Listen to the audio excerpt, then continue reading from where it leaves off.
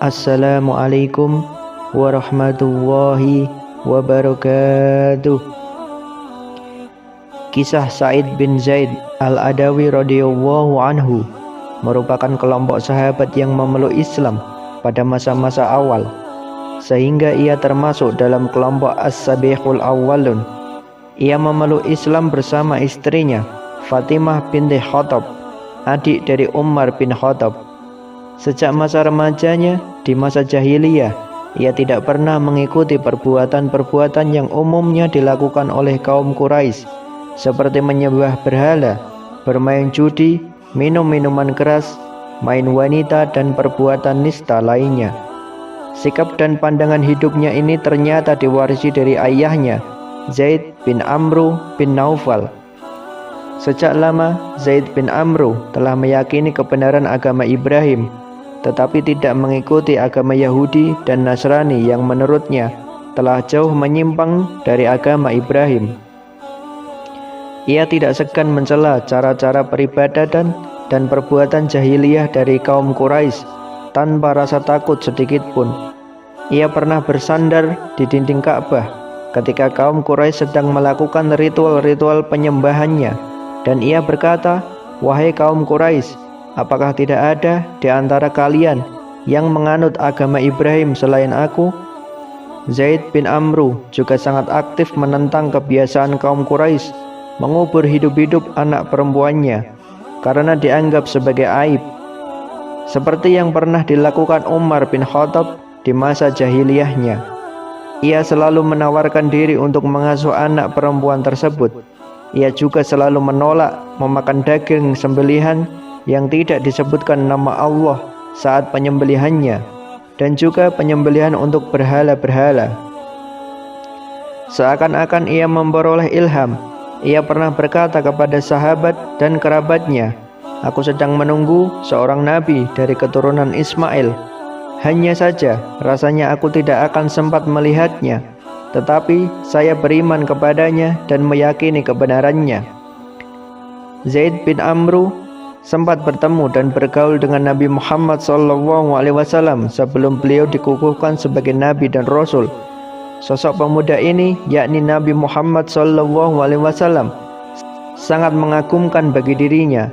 Di samping akhlaknya yang mulia, pemuda ini juga mempunyai pandangan yang sama dengan dirinya tentang kebiasaan dan ritual jahiliyah kaum Quraisy. Tetapi Zaid meninggal ketika kaum Quraisy sedang memperbaiki Ka'bah, yakni ketika Nabi SAW berusia 35 tahun. Dengan didikan seperti itulah Sa'id bin Zaid tumbuh dewasa. Maka tak heran ketika Nabi SAW menyampaikan risalahnya, ia dan istrinya langsung menyambut seruan beliau. Tak ada ketakutan dan kekhawatiran walau saat itu kaum Quraisy melancarkan siksaan yang tak terperikan kepada para pemeluk Islam, termasuk Umar bin Khattab, kakak iparnya sendiri yang merupakan jagoan duel di pasar Uqas. Hanya saja ia masih menyembunyikan keislamannya dan istrinya. Sampai suatu ketika Umar yang bertemperampen keras itu mengetahuinya juga. Ketika itu Sa'id dan istrinya sedang mendapatkan pengajaran Al-Quran dari sahabat Khabbab bin Arats. Tiba-tiba terdengar ketukan, atau mungkin lebih tepat gedoran di pintu rumahnya. Ketika ditanya siapa yang mengetuk tersebut, terdengar jawaban yang garang, "Umar." Suasana khusyuk dalam pengajaran Al-Quran tersebut menjadi kacau. Khabbab segera bersembunyi sambil terus berdoa memohon pertolongan Allah untuk mereka. Sa'id dan istrinya menuju pintu sambil menyembunyikan lembaran-lembaran mushaf di balik bajunya. Begitu pintu dibuka oleh Sa'id, Umar melontarkan pernyataan keras dengan sorot mata menakutkan, "Benarkan desas-desus yang kudengar bahwa kalian telah murtad?" Sebelum kejadian itu, sebenarnya Umar telah membulatkan tekad untuk membunuh Nabi SAW. Kemarahannya telah memuncak karena kaum Quraisy jadi terpecah belah, mengalami kekacauan dan kegelisahan. Penyebab kesemuanya itu adalah dakwah Islamiyah yang disampaikan Nabi SAW. Dalam pemikiran Umar, jika ia menyingkirkan atau membunuh beliau, tentulah kaum Quraisy kembali tenang seperti semula.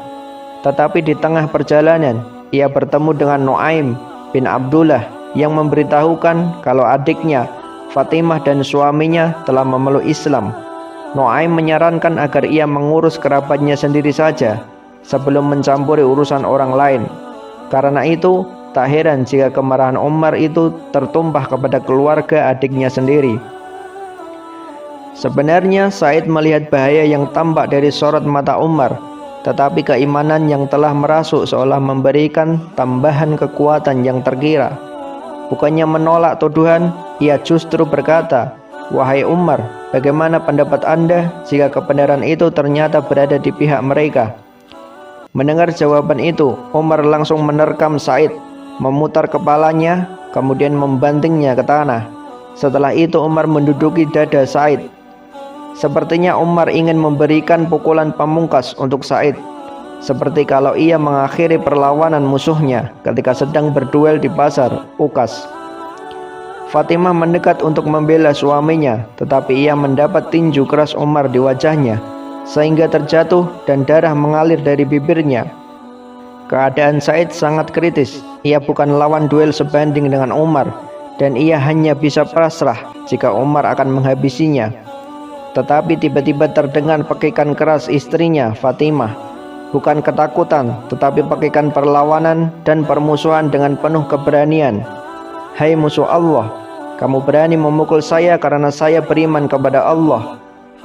Hai Umar, perbuatlah yang kamu suka, karena saya akan tetap bersaksi bahwa tiada Tuhan selain Allah dan bahwa Muhammad adalah Rasulullah." Umar tersentak bagai disengat listrik. Pekikan itu seakan menembus ulu hatinya. Terkejut dan heran, Umar bin Khattab seakan tak percaya wanita lemah ini yang tidak lain adiknya sendiri berani menentangnya. Tetapi justru dari keheran dan tidak kepercayaan ini, amarahnya menjadi reda, dan kemudian menjadi titik balik ia memperoleh hidayah dan akhirnya memeluk Islam. Sebagaimana sahabat-sahabat yang memeluk Islam pada masa awal, Said bin Zaid merupakan sosok yang banyak menghabiskan waktunya untuk beribadah. Seorang alim yang sangat zuhud, hampir tidak pernah tertinggal dalam berbagai pertempuran dalam menegakkan panji-panji keimanan. Ia tidak mengikuti perang Badar karena saat itu ia ditugaskan Nabi SAW untuk tugas mata-mata ke Syam bersama Talhah bin Ubaidillah. Tetapi beliau menetapkannya sebagai Ahlul Badar dan memberikan bagian ghanimah dari perang Badar, walau secara fisik tidak terjun dalam pertempuran tersebut. Ada 7 sahabat lainnya seperti Said tidak mengikuti perang Badar, tetapi Nabi SAW menetapkannya sebagai Ahlul Badar. Said juga termasuk dalam kelompok 10 sahabat yang dijamin oleh Nabi SAW akan masuk surga dalam masa hidupnya. 9 sahabat lainnya adalah 4 sahabat Khulafaur Rasyidin, Abdurrahman bin Auf, Sa'ad bin Abi Waqqas, Zubair bin Awam, Talhah bin Ubaidillah, dan Abu Ubaidah bin Jarrah radhiyallahu anhu. Said sempat mengalami masa kejayaan Islam, di mana wilayah makin meluas dan makin banyak lowongan jabatan. Sesungguhnya ia pantas memangku salah satu dari jabatan-jabatan tersebut, tetapi ia memilih untuk menghindarinya. Bahkan dalam banyak pertempuran yang diterjuninya, ia lebih memilih menjadi prajurit biasa. Dalam suatu pasukan besar yang dipimpin oleh Sa'ad bin Abi Waqqas setelah menaklukkan Damaskus, Sa'ad menetapkan dirinya sebagai wali negeri atau gubernur di sana. Tetapi Said bin Zaid meminta dengan sangat kepada komandannya itu untuk memilih orang lain memegang jabatan tersebut dan mengizinkannya untuk menjadi prajurit biasa di bawah kepemimpinannya. Ia ingin terus berjuang menegakkan kalimat Allah dan panji-panji kebenaran, suatu keadaan yang tidak bisa dilakukannya jika ia memegang jabatan wali negeri. Seperti halnya jabatan yang dihindarinya, begitu juga dengan harta dan kemewahan dunia. Tetapi sejak masa Khalifah Umar, harta kekayaan datang melimpah ruah memenuhi Baitul Mal, perbendaharaan Islam, sehingga mau tidak mau sahabat-sahabat masa awal seperti Said bin Zaid akan memperoleh bagian juga. Bahkan Khalifah Umar memberikan jatah bagian lebih banyak daripada bagian sahabat yang memeluk Islam belakangan, yaitu setelah terjadinya Fathul Makkah. Namun setiap kali ia memperoleh pembagian harta atau uang, segera saja ia menyedekahkan lagi, kecuali sekedarnya saja. Namun dengan cara hidupnya yang zuhud itu, masih juga ada orang yang memfitnah dirinya, bersikap duniawiyah. Peristiwa itu terjadi pada masa pemerintahan Muawiyah, ketika ia telah menghabiskan sisa hidupnya hanya untuk beribadah di Madinah. Seorang wanita bernama Arwa binti Aus menuduh Said telah merampas tanah miliknya. Pada mulanya, Said tidak mau terlalu peduli atau melayani tuduhan tersebut. Ia hanya membantah sekedarnya dan menasihati wanita itu untuk tidak membuat kedustaan. Tetapi wanita itu tetap saja dengan tuduhannya. Bahkan ia melaporkan kepada gubernur Madinah. Marwan bin Hakam, gubernur Madinah yang masih paman dari Muawiyah, atas laporan Arwah bin Aus itu memanggil Said untuk mempertanggungjawabkan tindakannya. Setelah menghadap, Said membantah tuduhan itu. Ia berkata, apakah mungkin aku menzalimi wanita ini, yakni merampas tanahnya, sedangkan aku mendengar sendiri Rasulullah SAW bersabda, barang siapa yang menzalimi seorang dengan sejengkal tanah, maka Allah akan melilitnya dengan 7 lingkaran bumi pada hari kiamat kelak. Said memang meriwayatkan beberapa hadis Nabi SAW, termasuk hadis yang dijadikan hujahnya itu. Ada hadis senada lainnya yang juga diriwayatkan, yakni barang siapa yang berbuat zalim terhadap sejengkal tanah, maka akan dikalungkan kepadanya 7 lapis bumi. Dan barang siapa yang terbunuh karena membela hartanya, maka ia mati syahid. Kemudian Said berbalik menghadap kiblat dan berdoa, ya Allah, apabila dia wanita itu sengaja membuat kebohongan ini, janganlah engkau mematikan dirinya kecuali setelah ia menjadi buta, dan hendaklah engkau jadikan sumurnya sebagai kuburannya. Beberapa waktu kemudian Arwa binti Aus menjadi buta, dan dalam keadaan seperti itu ia terjatuh ke dalam sumur miliknya sendiri dan mati di dalamnya.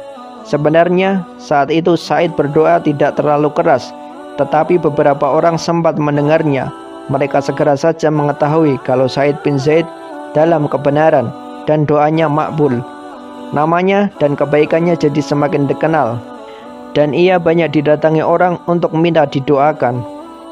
Seperti halnya jabatan dan harta kekayaan, keterkenalan, popularitas juga tidak disukai oleh Said bin Zaid ini.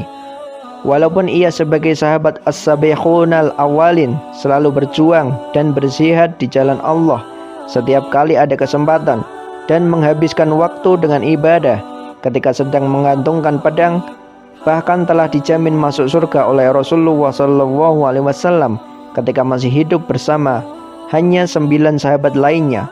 Tetapi ia tidak terlalu menonjol dan terkenal dibanding sahabat-sahabat lainnya yang memeluk Islam belakangan, seperti misalnya Khalid bin Walid, Amr bin As, Salman Al-Farisi, dan lain-lainnya. Hal ini terjadi karena ia memang lebih suka menyembunyikan diri, lebih asik menyendiri dalam ibadah bersama Allah, walau secara lahiriah ia berada di antara banyak sahabat lainnya.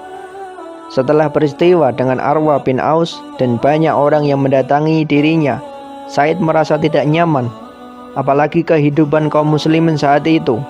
Walau tinggal di Madinah, tetapi makin banyak saja yang mengagung-agungkan kemewahan dunia, jejak kehidupan Nabi SAW dan para sahabat masa awal, baik dari kalangan muhajirin ataupun ansor, yang selalu sederhana dan zuhud terhadap dunia, sedikit demi sedikit mulai memudar. Karena itu Said pindah ke daerah pedalaman, yakni di Akik, dan ia wafat di sana pada tahun 50 atau 51 Hijriah. Tetapi jenazahnya dibawa pulang ke Madinah oleh Sa'ad bin Abi Waqqas dan Abdullah bin Umar, keponakannya sendiri. Kemudian dimakamkan di Baqi di antara beberapa sahabat Rasulullah SAW lainnya. Wallahu a'lam bishawab. Semoga bermanfaat.